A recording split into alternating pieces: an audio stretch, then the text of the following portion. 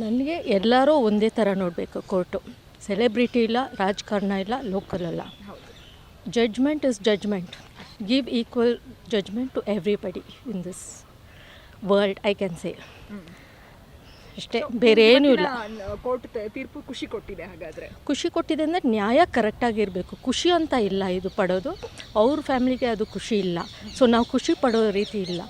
ಆದರೆ ನನಗೇನು ಅಂದರೆ, ಒಂದು ಏನೋ ಕ್ರೈಮ್ ಆಗಲಿ ಇಲ್ಲ anything going wrong in the society, I think the ತೀರ್ಪು ಅನ್ನೋದು ಎಲ್ಲ ಒಂದೇ ಥರ ಸರಿಗೆ ಸಮಾನವಾಗಿ ಎಲ್ಲರನ್ನೂ ಟ್ರೀಟ್ ಮಾಡಬೇಕು ಅಂತ ನನ್ನ ಉದ್ದೇಶ. ಓಕೆ, ನಾಳೆ ಅಕಸ್ಮಾತ್ ಅವ್ರಿಗೆ ಶಿಕ್ಷೆ ಆದರೆ ಯಾವ ಥರ ಶಿಕ್ಷೆ ಆಗಬೇಕನ್ಸುತ್ತೆ? ಯಾಕಂದರೆ ಸಾಕಷ್ಟು ಹೆಣ್ಮಕ್ಳ ಜೀವನದಲ್ಲಿ ಆಟ ಆಡಿದ್ರು, ಒಂದಿಷ್ಟು ಹೆಣ್ಮಕ್ಳನ್ನ ಬ್ಲ್ಯಾಕ್ ಮೇಲ್ ಮಾಡಿ ಅವ್ರನ್ನ ಬಳಕೆ ಮಾಡ್ಕೊಂಡಿದ್ರು. ಸೊ ಆ ಕಾರಣದಿಂದ ಕೇಳ್ತಾ ಇದ್ದೀನಿ, ನಾಳೆ ಏನಾದರೂ ಶಿಕ್ಷೆ ಆದರೆ ಹೆಣ್ಣು ಮಕ್ಕಳ ಪರವಾಗಿ ನೀವು ಯಾವ ಶಿಕ್ಷೆ ಆಗಬೇಕು ಅಂತ ಬಯಸ್ತೀರಾ? ಘೋರವಾದ ಶಿಕ್ಷೆನೇ ಕೊಡಬೇಕು.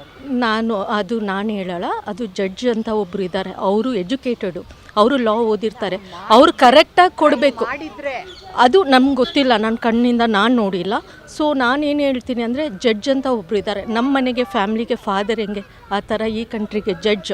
ಅವರು ಎಜುಕೇಟೆಡ್. ಐ ಥಿಂಕ್ ಈ should give right judgement. I believe in judge, I believe in the law. I think they should not do any kind of partiality. That's what I would like to.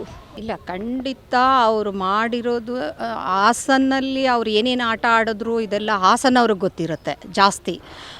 ಇದರಿಂದ ಅಲ್ಲಿನವ್ರೂ ಎಲ್ಲ ಕೆಟ್ಟವರು, ಇವ್ರ family ಇದು ಎಲ್ಲ ಹೇಳ್ತಾನೇ ಬಂದಿದ್ದರು.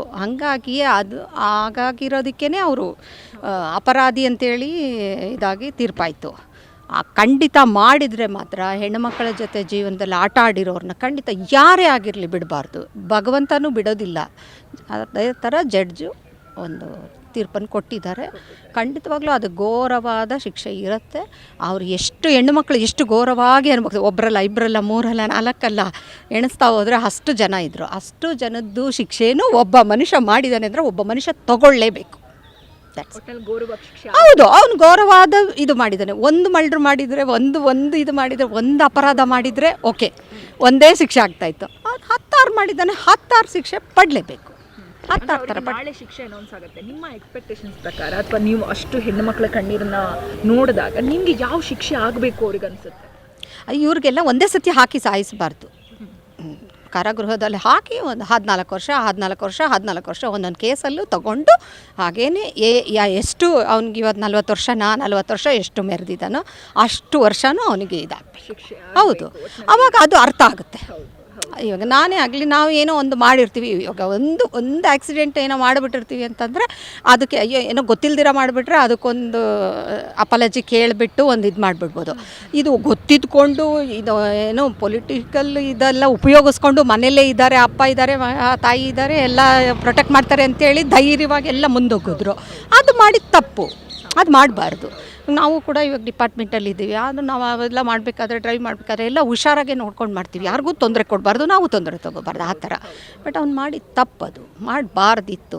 ಮಾಡಿದ್ರು ಏನು ಒಂದು ಮದುವೆನೋ ಏನೋ ಮಾಡ್ಕೊಂಡು ಆಗಿದ್ದಿದ್ರು ಆಗ್ತಾಯಿತ್ತು. ಇದೆಲ್ಲ ಕರ್ಮಕಾಂಡ ಬೇಕಾಗಿರಲಿಲ್ಲ ಇಷ್ಟು.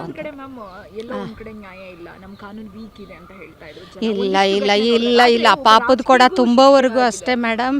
ಪಾಪದ ಕೊಡ ಜಸ್ಟಿಸ್ ಒಬ್ಬ ಇದ್ದೇ ಇರ್ತಾನೆ, ಕೊಡ್ತಾನೆ.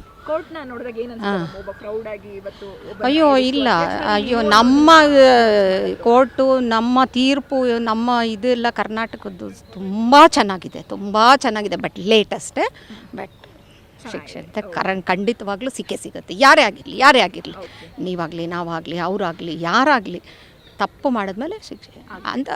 ಘೋರವಾದ ತಪ್ಪುಗಳು ಮಾಡಬಾರ್ದು ಅಷ್ಟೇ. ಈ ಅತ್ಯಾಚಾರ, ಸಾಯಿಸೋದು, ರೇಪುಗಳು ಎಲ್ಲ ಮಾಡೋಕ್ಕೆ ಹೋಗಬಾರ್ದು ಅಷ್ಟೇ. ಗ್ಯಾರಂಟಿ ನ್ಯೂಸ್, ಸುದ್ದಿ ಖಚಿತ, ನ್ಯಾಯ ನಿಶ್ಚಿತ.